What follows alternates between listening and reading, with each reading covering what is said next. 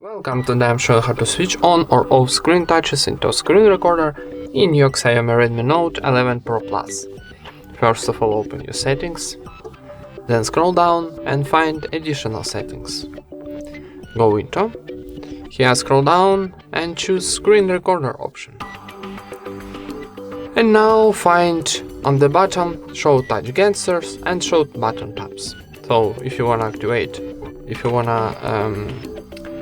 record your show touch gestures, so activate this option, and if you wanna record your button taps too, activate this option too. And this position like blue, it's activate this option, and this like gray, it's turn off this option. And that's it. Thank you for watching, leave thumbs up and subscribe to our channel.